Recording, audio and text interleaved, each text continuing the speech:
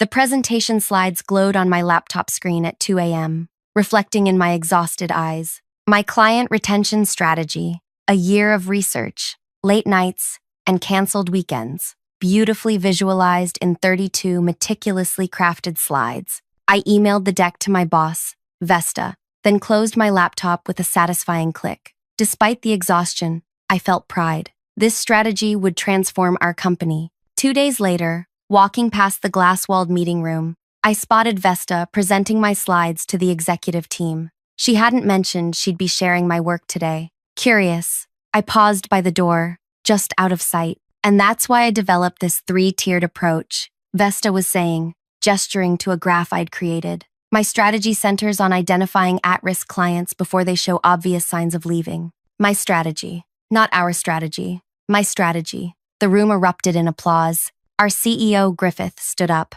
Vesta, this is brilliant work. Exactly why you're heading to Cabo next week. You deserve to showcase this at the leadership retreat. My lungs felt suddenly empty. Leadership retreat? I hadn't heard about any retreat. The whole team's excited, Vesta replied, beaming. Beachfront accommodations, strategic planning by day, bonding by night. Griffith nodded. Best part of running this company is rewarding excellence. Everyone who contributed to our success this year will be there. I walked away before anyone noticed me, my face burning. If everyone who contributed was invited, where was my invitation? The answer came that afternoon in a carefully worded email from Vesta. Due to unfortunate budget constraints, we've had to reduce the Cabo retreat attendee list. While your contributions are valued, we can only bring department heads this year. Budget constraints. For a company that had just posted record profits. For a department where I'd personally generated 42% of the revenue. I typed a polite acknowledgement, my fingers trembling with rage. That might have been the end of it, if not for Wade's carelessness. Wade, our socially awkward IT director, accidentally included me in a forwarded email thread about pre-retreat logistics. Scrolling through the exchange, I found the real reason for my exclusion. From our CFO, Rene. Do we really need her there? She'll just challenge everything like last time. Vesta's reply, agreed. Let's blame budget cuts. Besides, your presentation using her research will go smoother without her interruptions. Griffith had chimed in. Good call. She's brilliant but difficult. We need team players, not questioners. I stared at those words until they blurred. Brilliant but difficult. Questioner, not a team player. These were the people I'd sacrificed my personal life for, the team I'd believed in. The retreat began on Monday. I watched it unfold through social media. Amber-filtered sunset photos beside infinity pools. Champagne flutes raised in toasts. Matching resort wear with embroidered company logos. Vesta posted a photo of herself holding a presentation clicker. Caption, about to share some game-changing innovation with the leadership team. Number, blessed number, innovation excellence. That night, scrolling through the retreat hashtag, I saw what broke me, a photo of the awards dinner schedule. Wednesday evening, 7 p.m. Innovation Excellence Award. Vesta Martin, Client Retention Strategy Implementation. They were giving her an award. For my work, I threw my phone across the room and watched it bounce off the wall. My breathing came in sharp bursts. For 3 years, I'd given everything to this company. Missed my grandmother's funeral for a client emergency. Developed pneumonia from overwork, and still dialed into meetings from my hospital bed. Created strategies that increased our client retention by 38% year over year. And this was my reward. Exclusion, theft, erasure. I cleaned up the shards of my phone screen, mind racing. Direct confrontation would label me difficult. Apparently, I already had that reputation. Complaining to HR was pointless. They reported to Griffith. Quitting would only hurt me financially, especially with no immediate prospects. I needed a plan, something elegant yet devastating, something that would expose the truth while strengthening my position, not weakening it. Before we continue further, thank you for listening to my story. If you're enjoying it so far, please like this video and subscribe to the channel for more real-life corporate drama stories like mine. Your support means everything, and trust me, you won't want to miss what happens next. The revenge I'm about to describe might give you ideas for your own workplace challenges. Drop a comment about what you would have done in my situation. Now, back to how I handled these corporate thieves. My name's Marlo. I'm 32, analytical to a fault, and have built my career on anticipating problems before they arise. I grew up watching my mother work 3 jobs after my father left, which taught me self-reliance and a certain wariness about trusting others. I'm not naturally confrontational. I prefer solving problems through systems and strategy rather than direct conflict. That's what made me so good at my job, and also what made my current situation so painful. I joined the company fresh from graduate school, dazzled by Griffith's charismatic leadership and Vesta's apparent mentorship. For 3 years, I believed we were building something meaningful together. I thought my dedication was recognized, my voice valued. How naive that seems now. Vesta had always taken credit for team accomplishments, but subtly, adding her name to projects, speaking first in presentations. I'd ignored these warning signs, telling myself collaboration was complex and perception subjective. But this was different. This was theft, plain and simple. The client retention strategy had been my baby from conception. Last year, during our quarterly review, I'd identified a disturbing pattern of client departures. While our acquisition numbers looked impressive, we were hemorrhaging established clients at an alarming rate. Replacing them cost 5 times more than retaining them would have. When I presented these findings, Vesta had seemed dismissive. Clients come and go. That's business. But I couldn't let it go. On my own time, I began analyzing patterns in client departures. I created surveys for former clients, built predictive models, and developed a 3-tiered intervention system that could identify at-risk relationships months before traditional metrics would spot trouble. I presented my findings to Vesta privately first. This could transform our business model, I explained, showing her the projected savings. If we implement this strategy, we could increase profitability by 23% within 6 months. Her eyes had widened slightly, the only time I'd ever seen her surprised. This is comprehensive, she admitted. Let me think about how we position this to leadership. For months, I refined the strategy, creating implementation guides and training modules. When Vesta suggested I prepare a presentation for the executive team, I'd spent weeks perfecting those 32 slides. I'd believed this would be my moment to shine. Instead, I was home alone, watching my work being celebrated 3,000 miles away, with someone else's name attached. I poured myself a glass of wine and considered my options. Suddenly, inspiration struck, not from anger, but from something Griffith himself had said at last year's holiday party. In business, the winner isn't who throws the hardest punch, but who creates the most leverage. Leverage, that's what I needed. I opened my laptop and navigated to the profile of Imara Wilson, current head of strategy at our biggest competitor. We'd attended the same graduate program and occasionally exchanged industry insights. I'd always respected her integrity and straightforward approach. I drafted a careful email. Imara, I've developed something that might interest you. Would you be available for coffee tomorrow? She responded within minutes, suggesting a quiet cafe away from both our offices. The next morning, sitting across from Imara, I felt a strange calm. I want to be clear, I began. This meeting isn't about sharing proprietary information. It's about my future. I assumed as much, she replied, stirring her tea. You've always been ethical to a fault, Marlo. What's changed? I've created a client retention strategy that's already showing remarkable results. The initial implementation has reduced client departures by 38%. Her eyebrows rose. That's impressive. We've noticed your company's improvements in that area. The strategy is mine, every element of it, but it's being presented as my boss's work. In fact, right now, she's in Cabo accepting an award for it. Understanding dawned on Imara's face, and you're exploring options. I know what I'm worth, I said simply, and I know what my work is worth. Imara studied me. What exactly are you proposing? 2 things. First, I want to discuss potential opportunities at your company. Second, I have a rather unorthodox request about how you might extend that offer, should you decide to make one. I'm listening. I outlined my plan. By the time our coffee cups were empty, Imara was smiling. It's audacious, she admitted, but I like audacity backed by talent. Let me talk to our CEO. That afternoon, I received a calendar invitation for a video conference with Imara and her CEO, Leandro. The meeting lasted 2 hours. I presented a redacted version of my strategy, explaining the principles without revealing proprietary details. I answered their probing questions with confidence. By the end, Leandro was leaning toward his camera,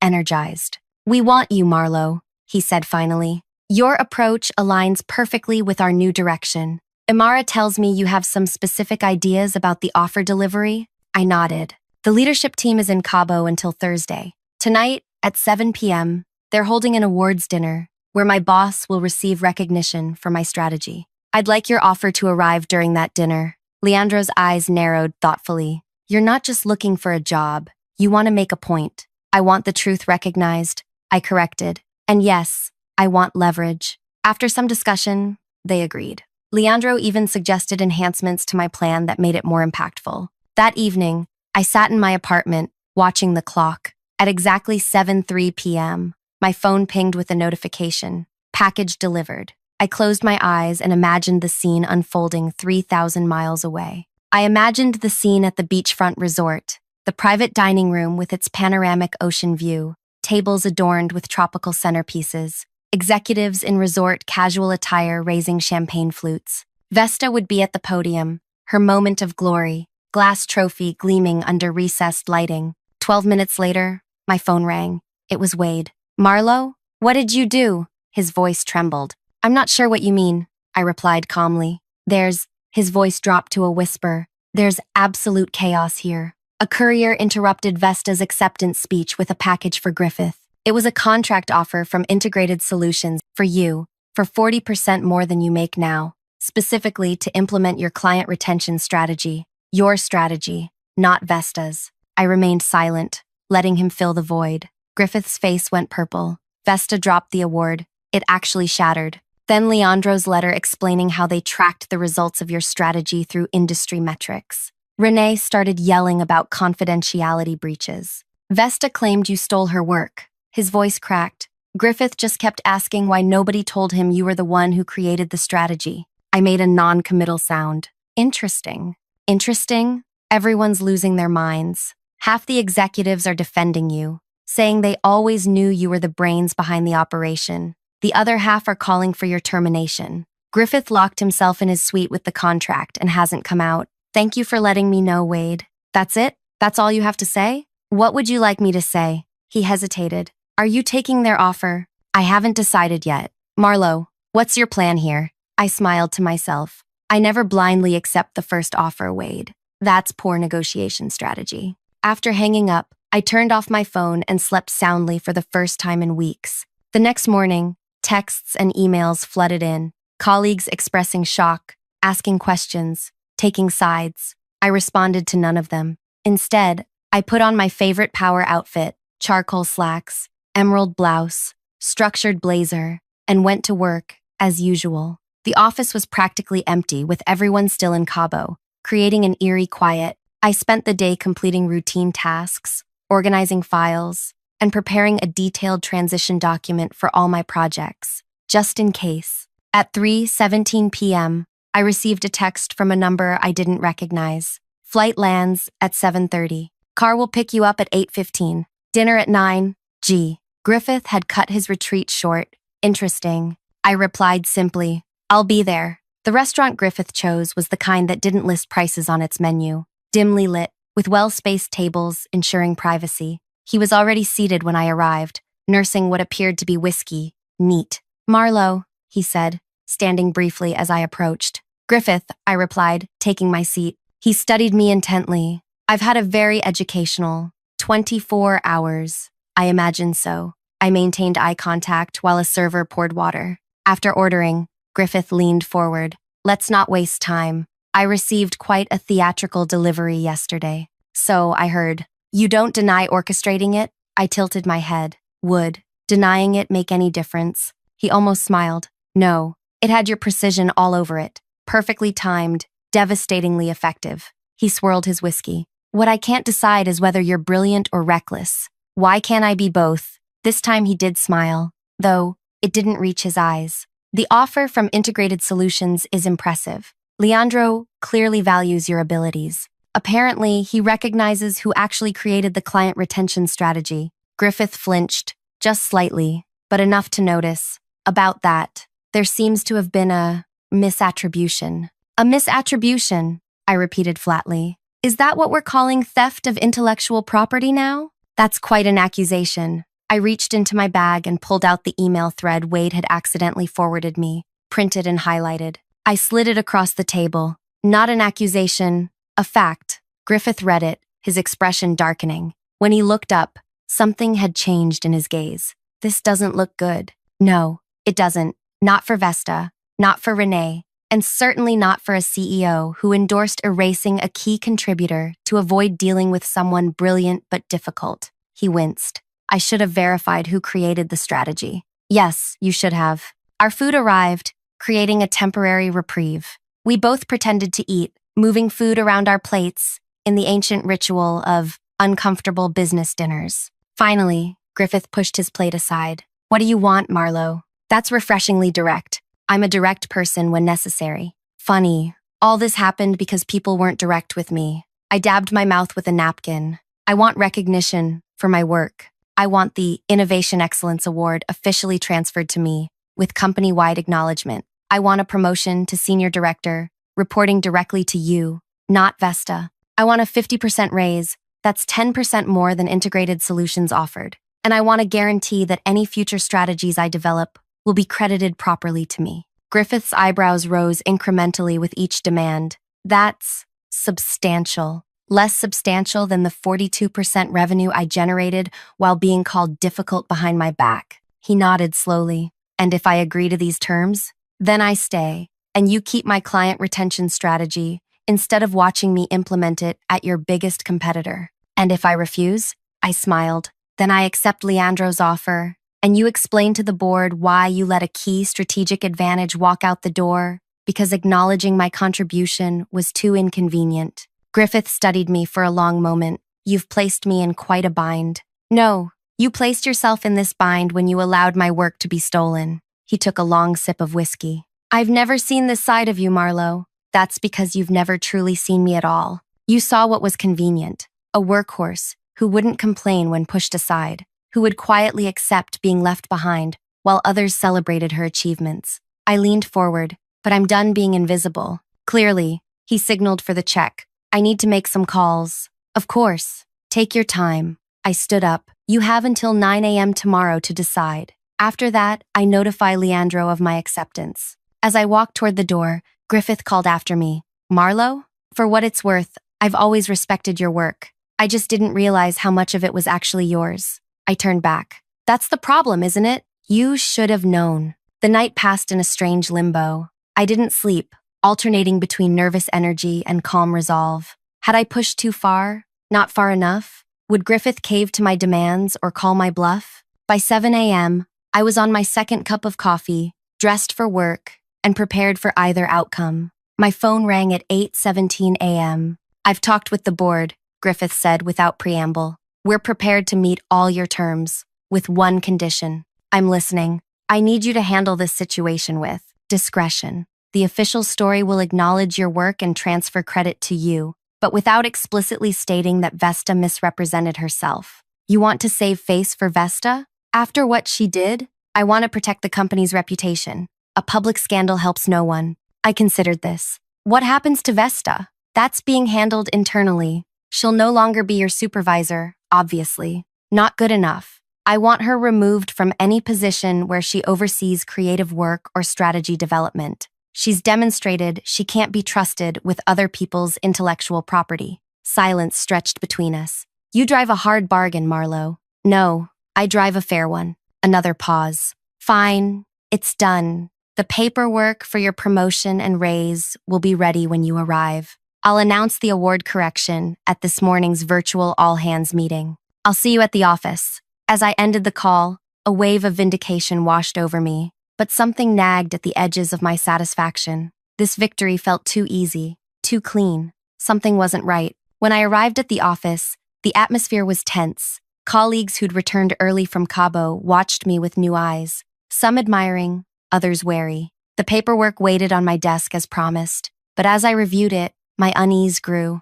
The promotion was there. The raise was there. But several clauses about confidentiality and public statements seemed deliberately broad, designed to silence me about what had happened. As I walked to Griffith's office to discuss these concerns, I passed the conference room and overheard raised voices. The door was slightly ajar. Can't let her dictate terms like this. It was Renee's voice.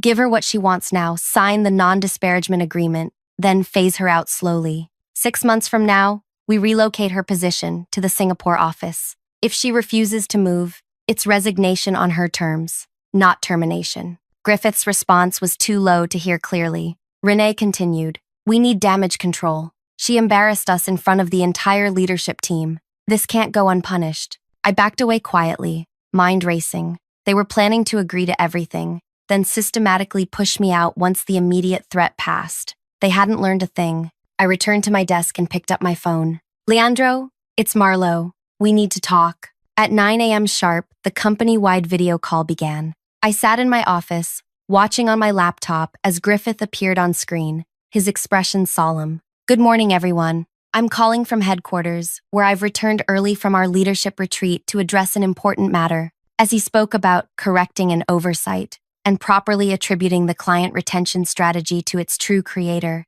I smiled to myself. Everything was going exactly according to plan, just not the plan they thought I was following. When the meeting ended, my colleagues stopped by my office one by one. Some offered genuine congratulations. Others performed awkward apologies for not realizing my contribution. A few just stared, reassessing me with newfound wariness. Vesta was conspicuously absent. According to office whispers, she'd been asked to take some time off pending a review. I knew better. They were simply keeping her away while they sorted out their damage control strategy. Griffith's executive assistant appeared at my door around noon. The executive team would like to welcome you properly. Dinner tomorrow night at the Lotus, 7 p.m. I smiled. I'll be there. But first, I had another dinner to attend. That evening, I met Leandro and Imara at a small restaurant across town. Their expressions were curious as I slid into the booth. So, Leandro began. Based on this morning's company-wide announcement,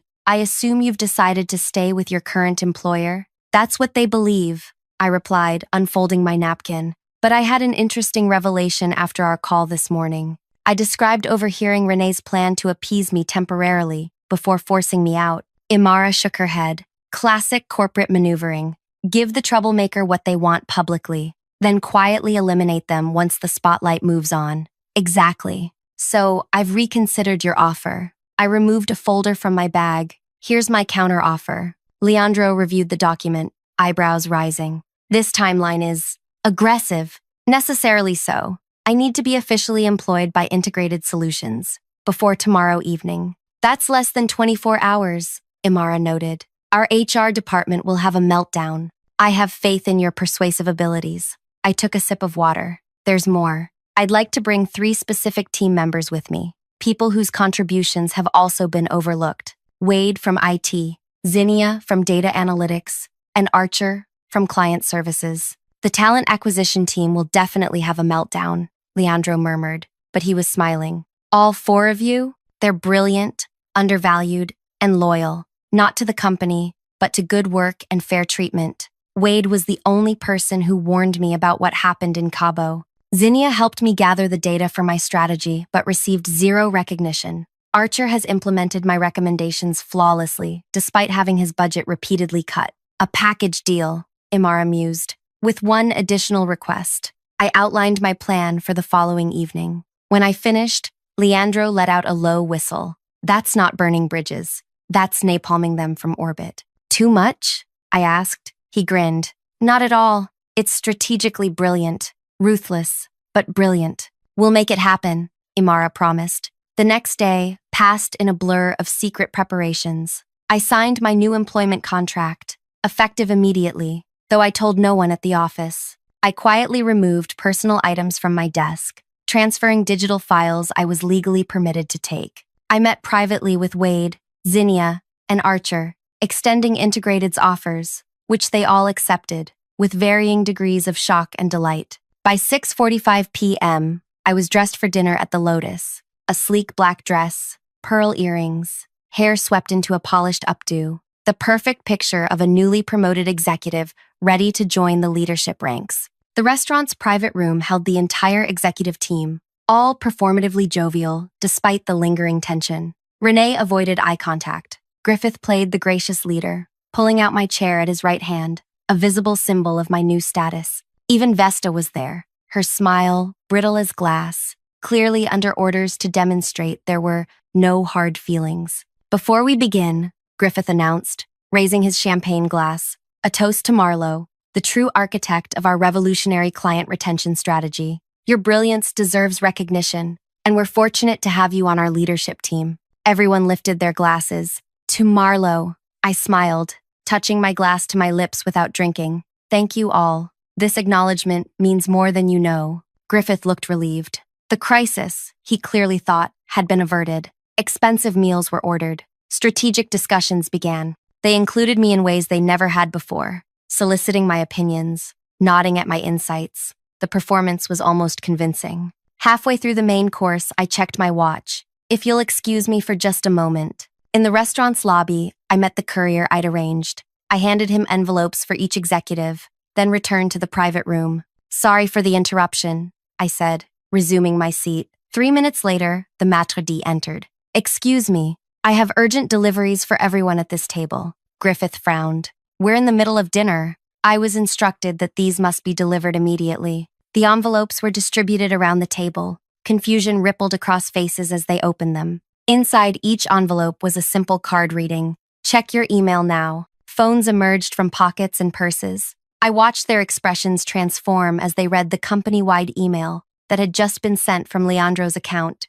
to every employee at our firm. "Dear valued industry colleagues, I'm pleased to announce that Integrated Solutions has hired Marlowe as our new Chief Strategy Officer, effective immediately. We recognized her groundbreaking work on client retention strategies and offered her a position that truly values her contributions. I'm equally delighted to welcome Wade, Zinnia, and Archer to our team. These exceptional professionals will help implement Marlowe's vision across our organization. We at Integrated Solutions believe talent should be recognized, credited, and rewarded. We look forward to demonstrating the power of this philosophy in the marketplace. Respectfully, Leandro Suarez, CEO, Integrated Solutions." Griffith's face drained of color. "What is this?" I stood slowly, placing my napkin beside my untouched dinner. "My resignation, effective immediately." Actually, I glanced at my watch, effective 90 minutes ago. "You can't do this," Renee sputtered. "I already have." I picked up my purse. I accepted Leandro's offer yesterday. The paperwork is signed. And yes, I'm taking Wade, Zinnia, and Archer with me. Vesta found her voice. "This is a betrayal." "No," I corrected her calmly. "Stealing someone's work and taking credit for it is betrayal. This is simply business." "We had an agreement," Griffith said, his voice tight. "No, we didn't. I never signed your papers. I never verbally accepted. I merely said I'd see you at the office, which I did." I smiled. "You should be more careful about having sensitive conversations in rooms with doors ajar." I heard every word about shipping me to Singapore in 6 months. The table fell silent. "You were never going to honor our agreement long term," I continued. "You just needed to contain the immediate damage. So I found a better solution, one where I'm valued for more than just crisis management. The client retention strategy belongs to this company," Renee warned. "If you implement it elsewhere." "I won't be implementing that exact strategy," I interrupted. "I'll be implementing the improved version I've been developing privately for the past 2 months. The one that's 27% more effective. The one none of you knew about because you were too busy taking credit for my old work to notice I was creating something better." I reached into my purse and placed 4 thumb drives on the table. "What are those?" Griffith asked warily. "Transition materials for my projects. Unlike some people in this room, I believe in professional ethics. Everything is properly documented, with clear instructions for whoever takes over. I won't leave your clients in the lurch." I moved toward the door, then turned back. "One final thing. Vesta, the award looks lovely on your desk. Keep it. It'll be a reminder of what happens when you build your success on someone else's foundation." With that, I walked out, ignoring the chaos erupting behind me. In the lobby, Wade, Zinnia, and Archer waited, faces alight with nervous excitement. "Is it done?" Zinnia whispered. I nodded. "It's done. Cars waiting outside to take us to our new offices. Imara's there with welcome packages." "I can't believe we just quit without notice," Archer said, half horrified, half thrilled. "Technically, we gave notice," Wade pointed out, "about 30 seconds of it." As we stepped into the warm evening air, I felt lighter than I had in years. Within 3 months, our former company lost 12 major clients to integrated solutions. Within 6, Vesta and Renee were quietly let go. Within a year, Griffith stepped down. As for me, I finally received proper credit for my work. My name appeared on industry publications. I spoke at conferences. My team expanded. My strategies evolved. And most importantly, I built a department culture where credit was given where it was due. Sometimes at night, I still think about that moment in the Lotus when they realized what was happening, not with anger anymore, but with clarity. They taught me the most valuable lesson of my career. Your work matters. Your recognition matters. And sometimes, the only way to claim your worth is to walk away from those who refuse to see it. If you've stayed with me through this story, I hope it inspires you to value your own contributions and stand up when others try to diminish them. Everyone deserves recognition for their work. Like this video if you've ever had your ideas stolen, comment with your own experience, and subscribe for more stories of workplace justice. Remember, the best revenge isn't just walking away, it's walking towards something better.